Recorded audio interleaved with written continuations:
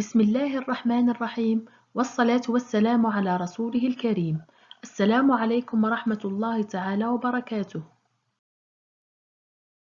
Dans le cadre de la formation pédagogique destinée aux enseignants nouvellement recrutés, j'ai réalisé cette deuxième vidéo afin de vous faire découvrir le contenu des cours que j'enseigne, à savoir chimie 2 ou bien la thermodynamique. Pour commencer, nous allons parler du chapitre 1 qui s'intitule Notions fondamentales de la thermodynamique. Dans ce chapitre, nous allons évoquer l'introduction, nous parlerons du système thermodynamique, des états d'un système et nous terminerons avec l'équation d'état. Pour commencer, qu'est-ce que c'est la thermodynamique et dans quelle époque elle a été née cette science? Alors, la thermodynamique, c'est une science qui est née à la fin du XVIIIe siècle avec la découverte des machines à vapeur. L'essentiel à l'époque était de construire les machines indispensables à l'industrie naissante.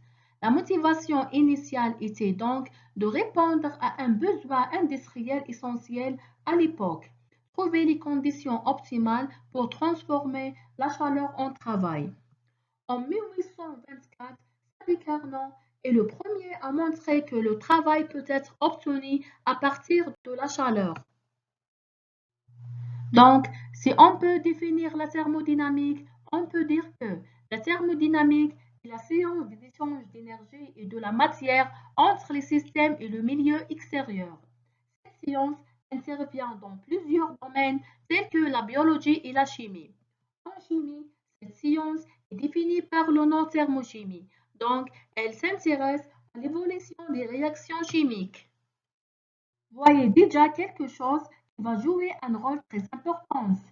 C'est qu'est-ce qu'un système thermodynamique? Alors, un système est une portion de l'espace, quelque chose qui est formé de molécules. Elle est séparée de milieu extérieur par une frontière réelle ou fictive. Donc, le milieu extérieur place le système dans ce qu'on appelle l'univers. En thermodynamique, on considère que le système et le milieu extérieur peuvent-ils changer de la matière et de l'énergie sous forme de chaleur Q et de travail W. Prenons quelques exemples pour bien fixer les idées. Voici des photos définition des systèmes. Est-ce que ce sont vraiment des systèmes ou non? Premier objet, la voiture.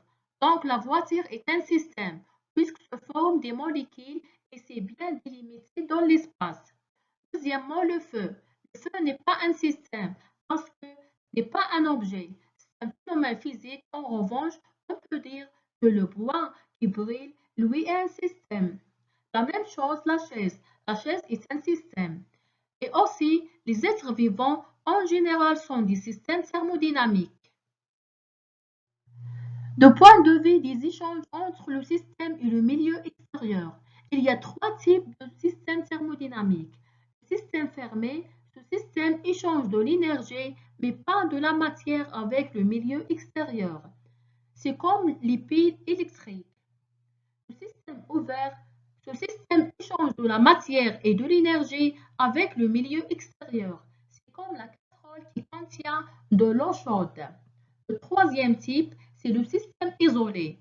Ce système n'a aucun échange avec le milieu extérieur, ni de l'énergie, ni de la matière. C'est comme le thermos. Maintenant, qu'est-ce que c'est un état d'un système? L'état d'un système est défini par un certain nombre de variables que l'on appelle variables d'état. Les variables d'état, ce sont des grandeurs qui permettent de définir l'état d'un système. Ce sont par exemple la pression, la température, le volume, le nombre de moles de chacune des espèces présentes et la masse. Bien, maintenant, on a défini les variables qui permettent de décrire un système thermodynamique. On va voir qu'il y a deux types de variables, ce qu'on appelle les variables extensives et les variables intensives. Les variables extensives, c'est-à-dire proportionnelles à la quantité de la matière, telles que la masse, le volume et le nombre de moles.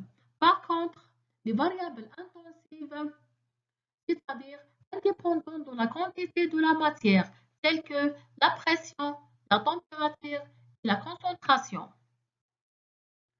Pour distinguer facilement les variables intensives et les variables extensives, prenons deux systèmes identiques ayant les caractéristiques suivantes.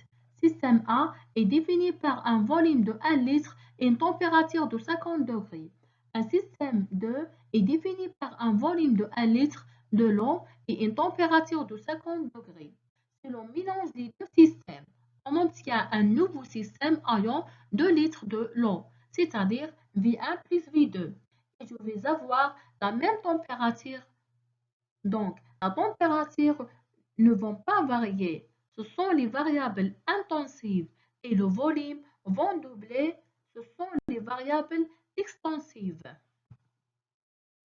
En général, les variables thermodynamiques ne sont pas indépendantes, mais liées entre elles par ce qu'on appelle une équation d'état.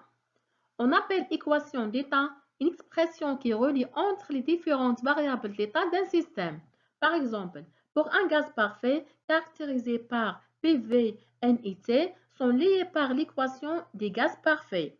PV égale nRT. Donc, cette équation est un exemple d'équation d'état d'un gaz parfait. Alors, je termine maintenant pour quelques notions fondamentales de la thermodynamique. Si vous avez des questions, n'hésitez pas. Merci de votre attention.